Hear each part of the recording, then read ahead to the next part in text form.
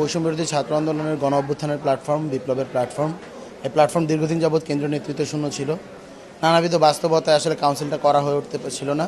কিন্তু বৈষম্যবিরোধী ছাত্র আন্দোলনের যে নির্বাহী বডি ছিল, সেই নির্বাহী বডির সর্বসম্মতিক্রমে একটা কমিটমেন্ট ছিল, একটা রেজলিউশন ছিল যে পরবর্তী নির্বাচন যতদিন পর্যন্ত না হচ্ছে ততদিন পর্যন্ত এই এক্সিকিউটিভ বডি এইটার যে দায় সেটা এড়াতে পারে না। নতুন নেতৃত্বের হাতে দায়িত্ব হস্তান্তর করার পরেই তাদের যে দায়টা, সেই দায় থেকে দায় মুক্তি মিলবে।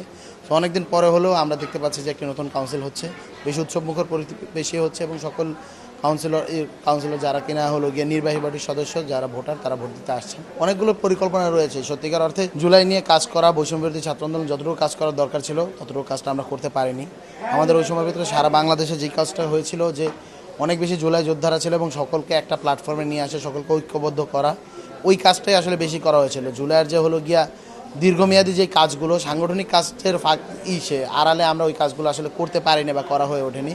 আমার মনে হচ্ছে সেই কাজগুলোর দিকে এবার আমরা হলো গিয়ে ফোকাস করব, জুলাইকে জিন্দা রাখা আর কি। যেই কাজগুলো আসলে আমরা মিস করে ফেলেছিলাম শুরুতে, অনেকগুলো কাজই বাকি রয়েছে। আমরা এখন পর্যন্ত 158 যে কেন্দ্রীয় সমন্বয়ক রয়েছে তাদেরকে স্বীকৃতিটা পর্যন্ত দিতে পারিনি।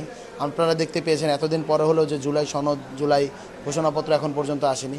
না, জুলাইয়ের অনেকগুলো কাজ আসলে বাকি রয়েছে, পেন্ডিং রয়েছে, যা আসলে বাস্তবায়ন করা না পর্যন্ত জুলাই আসলে টেকসই হচ্ছে না এবং জুলাই আস্তে আস্তে ধীরে ধীরে মানুষের মনে হারিয়ে যাচ্ছে। আপনি দেখতে পাচ্ছেন যে জুলাইকে কেন্দ্র করে যেখানের ভিতরে সারা বাংলাদেশের সমস্ত ছাত্র জনতা রাস্তায় নেমে গিয়েছিল, কিন্তু এখন দেখা গিয়েছে যে সেটাকে বিভিন্নভাবে পুঁজি করে অনেক প্রকার মব জাস্টিস, অনেক প্রকার উস্কানিমূলক কর্মকাণ্ড হচ্ছে, অনেক প্রকার অপরাধ সংগঠিত হচ্ছে। নামে বেনামে বৈষম্যবিরোধী ছাত্র আন্দোলনের ব্যানারকে ব্যবহার করে দেখা যাচ্ছে বিভিন্ন প্রকার অপকর্ম করার চেষ্টা করা হচ্ছে। আমরা সবগুলো ব্যাপারকেই আসলে খতিয়ে দেখব এবং শুরুতেই আমরা যে কমিটমেন্টটা দিব সেটা হলো গিয়ে একটি আর্থিক স্বচ্ছতা কমিটি গঠন করার আমরা চিন্তাভাবনা করেছি। আমি যদি নির্বাচিত হই, প্রথম দিনই যেই কাজটা করা হবে সেটি হলো একটি আর্থিক স্বচ্ছতা কমিটি গঠন করে সারা বাংলাদেশের সমস্ত কমিটিকে নোটিশ দেওয়া হবে এবং 15 কার্যদিবসের মাঝে একটি কমিটিকে দায়িত্ব দেওয়া হবে এবং যাদেরকে শ্বেতপত্র প্রদান করতে হবে।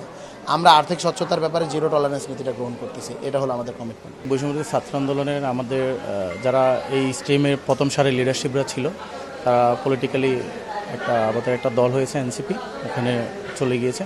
তো এখন এটা রিফরমেশনের জন্য একটি কাউন্সিল করা হচ্ছে আজকে। তো আমাদের যেমন বৈষম্যবিরোধী ছাত্র আন্দোলন অনেক দায়িত্ব, যেমন জুলাইয়ের স্পিরিট আমরা ধারণ করি, বৈষম্যবিরোধী ছাত্র আন্দোলন ধারণ করে। তো সেক্ষেত্রে যেমন আমাদের আহত এবং শহীদ পরিবার যারা রয়েছে এখানে পুনর্বাসন সহ আরও অনেক দায়িত্ব রয়েছে আমাদের, যেমন এই ওনাদের বিচার কার্যকর সম্পন্ন, যেমন জুলাই সনদ সহ আরও অনেক কাজ রয়েছে। তো সেক্ষেত্রে যদি কাউন্সিল হয়, সেক্ষেত্রে আমি মনে করি এই কাউন্সিলের নেতৃত্বেই আগামী যে অসম্পূর্ণ কাজগুলো রয়েছে সেগুলো হবে আমি বিশ্বাস করি। আর আমাদের বিশেষ করে আমরা কাজ করব আহত শহীদ পরিবার এবং যাদের এই বিচার এবং পুনর্বাসন নিয়ে এই কাজগুলো আমাদের মূলত কাজ করা। যেই সব যোদ্ধারা, জুলাই যোদ্ধারা বা যারা শিক্ষার্থীরা যারা কোনো রকম রাজনৈতিক সংশ্লিষ্টতা ছাড়া বা রাজনৈতিক ইচ্ছা এগুলো ছাড়া জুলাইতে নেমে এসেছিল, অরাজনৈতিকভাবে যারা দেশের জন্য কাজ করতে চায়, কোনো রাজনীতিতে জড়াতে চায় না, তাদের জন্য এই প্ল্যাটফর্মটা এখনও থেকে গেছে এবং গত 3-4 মাস এই প্ল্যাটফর্মের নেতৃত্ব শূন্যতা অবস্থায় ছিল। এখন পরবর্তীতে নির্বাহী কমিটির সিদ্ধান্তের মাধ্যমে একটা কাউন্সিল হওয়ার সিদ্ধান্ত হয়েছে।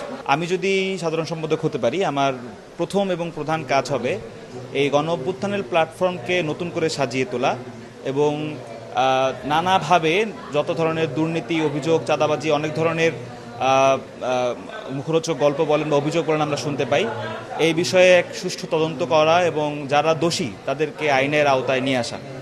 সে যদি আমার কমিটির বা আমার এই প্ল্যাটফর্মের খুব ঘনিষ্ঠ কেউই হোক, তাকে আমরা ছাড় দেওয়া হবে না। কারণ জুলাইতে মানে বিপ্লবের যে প্ল্যাটফর্ম, সেটাকে এখন একটা চাঁদাবাজি প্ল্যাটফর্ম বলে অন্যান্য রাজনৈতিক দলগুলো এখানে ট্রল করবে, সেটা আমরা মেনে নেব, এটা হতে পারে না। এটা আমার প্রধান কাজ হবে। দ্বিতীয় কাজ হবে এই প্ল্যাটফর্মকে পুরোপুরি শহীদ, আহত এবং জুলাইয়ের জন্য ডেডিকেটেড একটা প্ল্যাটফর্ম করে তোলা।